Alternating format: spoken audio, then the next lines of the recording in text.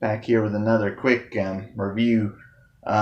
Did two games back to back because they're shorter. We did Adventures in the Magic Kingdom, and it's a short game. Even if you play through it and beat it anyway, usually it's about 20 minutes. At the farthest end of it, it'd probably take about a half hour. And then there's Adventures of I don't know how to say this. I'm looking at it on the screen. I don't know if it's Dino Riki. I don't know really exactly how you say it. But we'll start with Adventures in the Magic Kingdom. It was made by Capcom. Now, Capcom known for making some pretty good games, but also some difficult games. This is one that I played as a kid.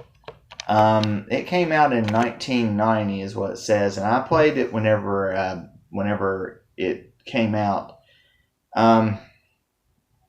That being said, I played it just the other day just to kind of figure out what I wanted to kind of talk about on the review of it. And actually, I ended up beating the game, but I had to use save states because one of the areas is not really good, and it's kind of hard for me to beat it. Whenever I was a kid, there was a 50-50 chance I could beat that same part. What it is basically is you're going around, you're trying to get 6 keys that are scattered about the park. The first one that you can get is these people will ask you a bunch of different trivia questions. I get a lot of them wrong because I've watched Disney, but I don't know everything about everything on there because it's just not something I don't really get into. But anyway, it's a lot of Disney trivia questions, and you have to answer them to get them right and to get the key. The key that you'll get that one, but you'll have to see where the person sends you that tells you where the next key is, or in the next trivia question. After you answer so many trivia questions, you get the key. The good thing about this game is they do give you 3 lives. Of course, when you lose those 3 lives, you get to continue, and I think there's infinite continues, but you get to continue, and you get to continue with the key or keys that you have obtained up to that point. There are stars in the attraction that you can pick up different star things, and you can either use them for 1-ups, or you can use them inside the attraction to get your life back, invincibility, and then there's one for freeze. I assume invincibility makes you be able to take hits for a time, and freeze, I would say, freezes everything on screen except for yourself. I don't really know 100%, but that's what you can use. There are timers on each attraction too, so you can't dilly-dally around. You have to go through and get stuff done.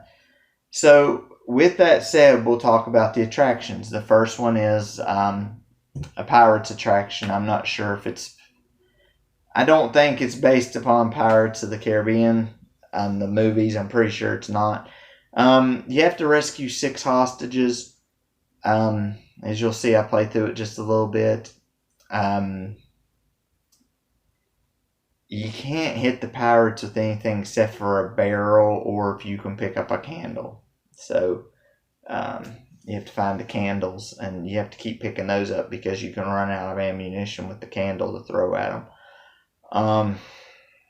It's not too bad, except for the jumping is not spot on.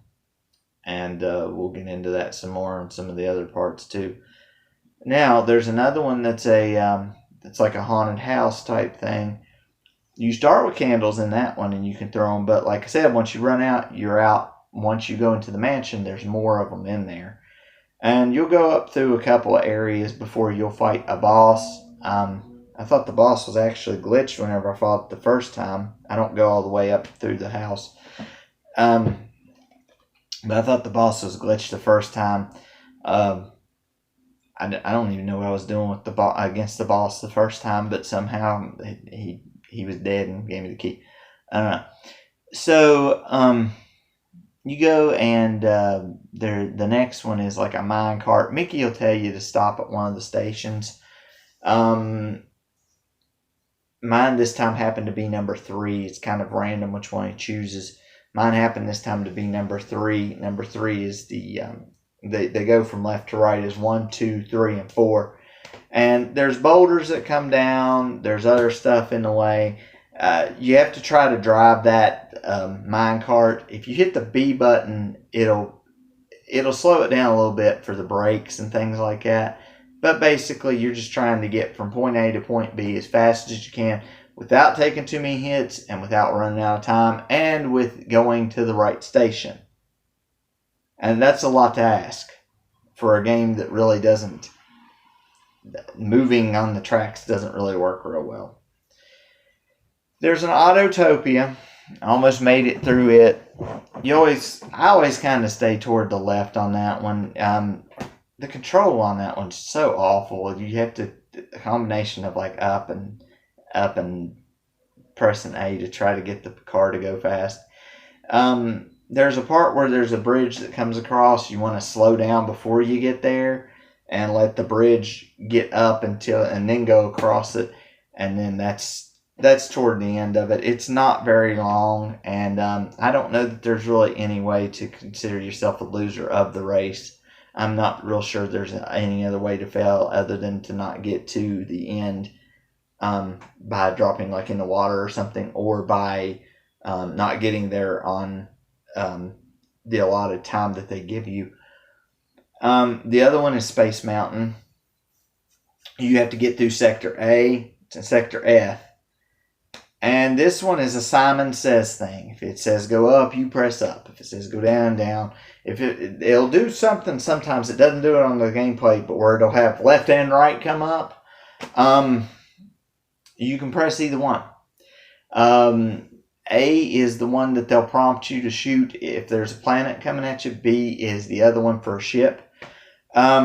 The best thing I can tell you is, like I said, this is the one that was 50-50 for me as a kid growing up, that I may get through it and I may not. Your reflexes have to be pretty fast.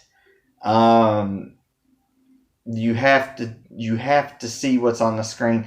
Sometimes I think the best thing to do is maybe just to look at the bottom of the screen where it's giving you direction or a button press to press, and just look at that and just go off of that.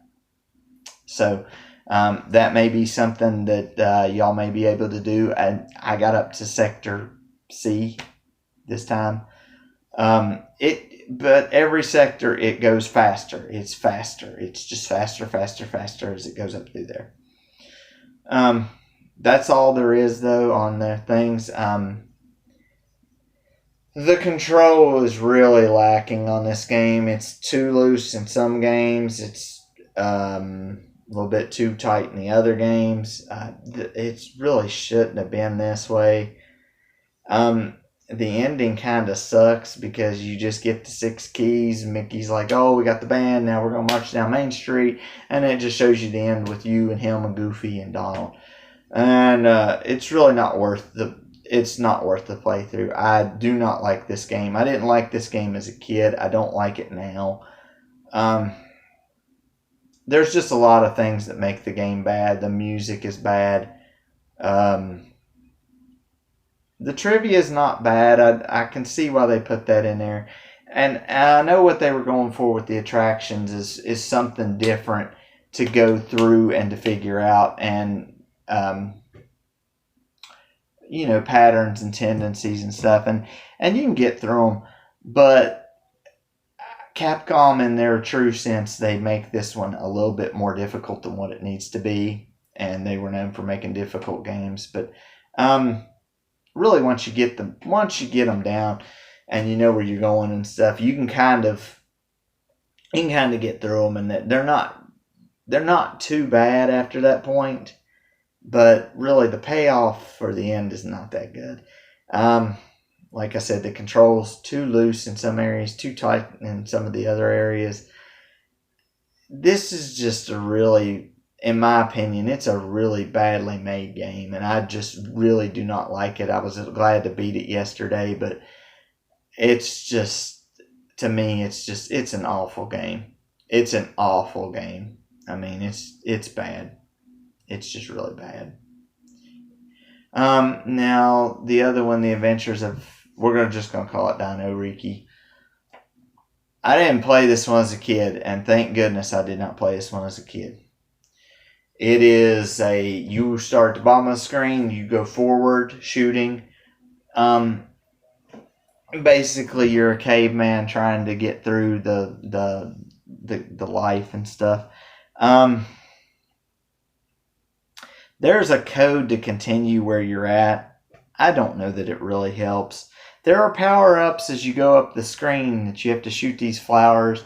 And the flowers are just, when you shoot them and they turn into a power-up, you can't shoot through them while you're going forward to pick up the power-up, but the enemies can shoot through there. And there's so much garbage on the screen at one time that it's hard to focus on just anything going up through there. I did manage to make it to section 1-3. I think there's 4 sections, and then I think there's 4 worlds, and there's a boss at the end of each of the worlds. But I just can't play through something like that because you can't shoot through the blocks when you undo them. You can't shoot through them. The enemy can shoot through them, but you can't.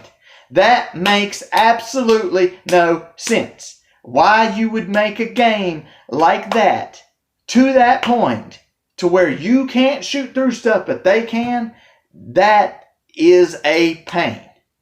That is one thing in a game that frustrates me, because this is not the only game that does that. There's other ones that do that, and it is frustrating. It is frustrating to no end, because it's like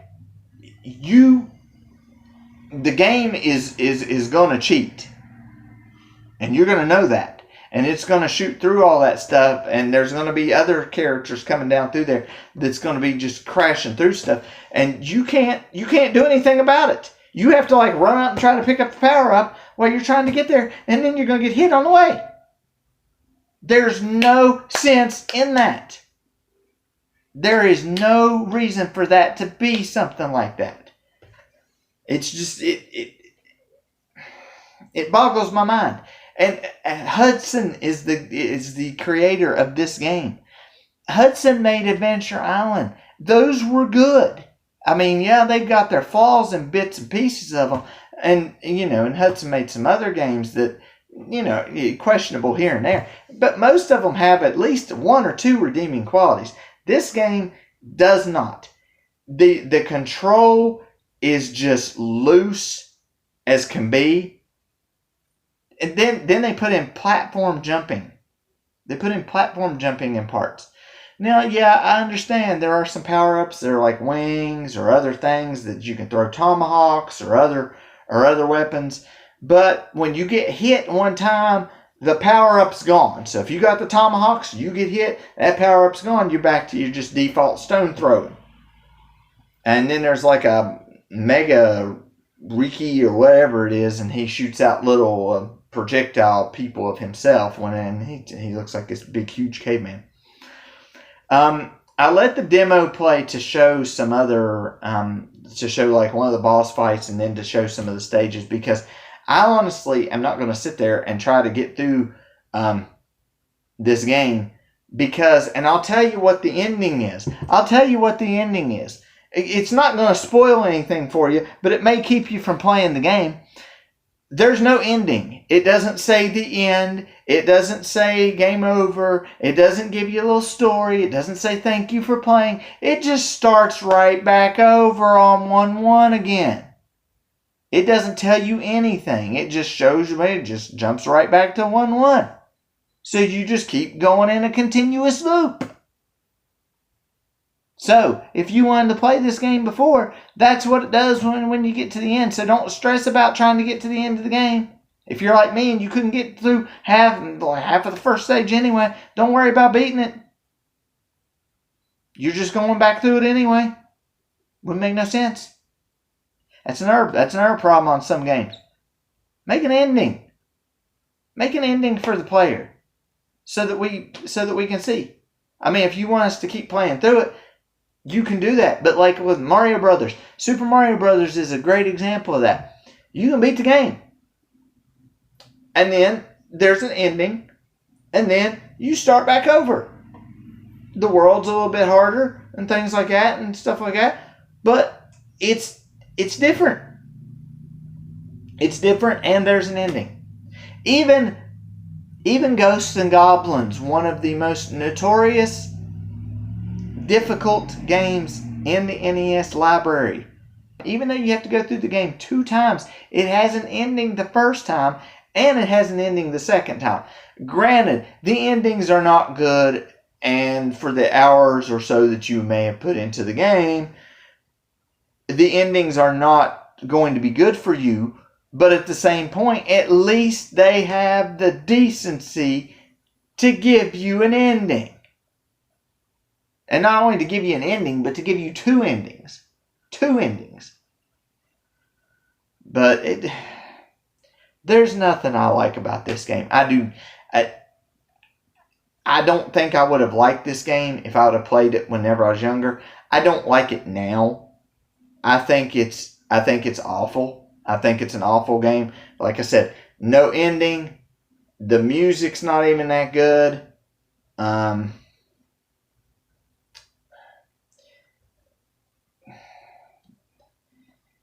The power-ups might be the only thing on the game. That may be it. The controls too loose. There's just so much bad stuff. Like I said, no ending, repetitive music, and just bad control. It just garbage. In my opinion, it's garbage. That's in my opinion. Like I said, most of you, you may play them or something like that, and but not that. So, may do some more here before too long. May do Adventures of Tom Sawyer and Afterburner, I think, are coming up next. Let me look real quick. Adventures of Tom Sawyer and Afterburner 1 and 2. I don't know if they'll be put together or not. Adventures of Tom Sawyer, I think, is an actual 2-player game. I'm not real familiar with that, and I'm not real familiar with Afterburner, as it was a Sega Genesis game. But what happened was, there was a company called Tengen back at one point, and they made some games like RBI Baseball and Skull and Crossbones and things, and Klax was another one they made, and Hard Driving. They made a lot of these games that were popular, like RBI Baseball. RBI Baseball and Gauntlet are 2 of the big ones. And this is what happened. They made those 2 games and ported them, and they got around Nintendo's making them thing. So Tengen made Afterburner for the Nintendo, and they were able to make games and software getting around. They were kind of a piracy type deal. They could make games and release them. And what they had is they had these black cartridges that were about the size of an NES cartridge, probably about that big. And they were black. They had gold stuff on top and on the bottom, gold and red, and wrote Tengen and had the thing. And then it had the cover of the game. And the game looked like the cover of the other games. And it played just like the other games, like RBI Baseball, the Tengen version, the regular version, the same game. Gauntlet 1, Tengen version, regular version, same game. And I would know on Gauntlet because the Gauntlet is one of my favorite games, probably in the top 3 at least. And it's one of my favorite games, and I did not see any difference. I owned both copies. I owned a Tengen copy and a regular copy. I see no difference. I see no difference in the gameplay. None whatsoever. It's the exact same game. It's just made by a different company. But it's the same thing. And that's what you're going to probably see with the Afterburner. I'm not real familiar with the game because I didn't own a Sega back in the day, and I was too busy playing Top Gun instead of Afterburner because honestly, I played Top Gun for a few times, but I really didn't care for the games. They're kind of similar in a way, and you'll see that whenever I play Afterburner. If you've ever played Top Gun, you'll see that they're pretty similar. If you haven't played Top Gun, you'll see it whenever we play it later on down the road. But we'll see if we'll put those out there because I don't know if I'm gonna do a walkthrough or like a playthrough on Adventures of Tom Sawyer. We're gonna do Adventure Island 3 on Friday Night Flashback tonight. We'll probably do. I might start playthrough also on Adventures of Lolo 2 and 3. I may not put them on Friday Night Flashbacks. I'm not sure yet because it'll take a few days to beat those.